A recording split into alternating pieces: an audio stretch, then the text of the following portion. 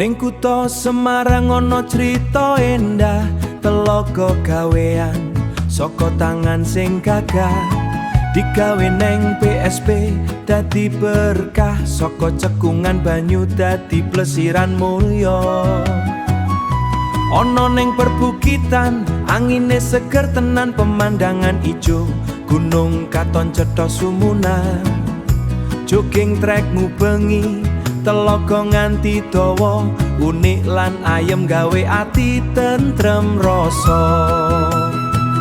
Ayo dolan ning telaga PSP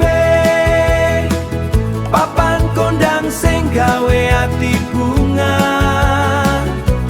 foto-foto nganti lali wektu bareng konco dadi kenangan seru.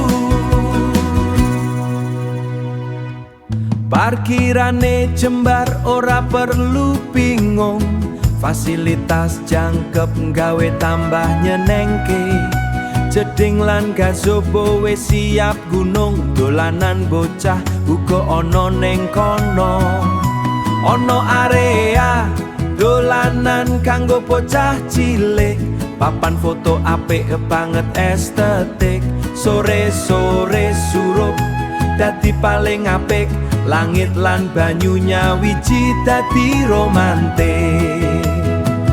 Ayo dolan ning telaga PSP papan kondang sing gawe ati bunga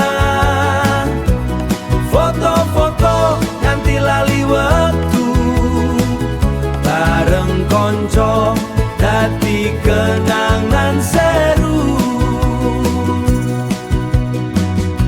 Sakwise mlaku ayo dahar dhisik kafe lan resto ngadep logo ayem banget ngopi santai karo cemilan enak rasane betah ora pengen cepet mulai tiket mlebu regane isih ramah kadang gratis kadang mung murah orang gawe kantong dadi susah gawe seneng karo wong sing ditresnani. Logo PSP papan sing ngangenke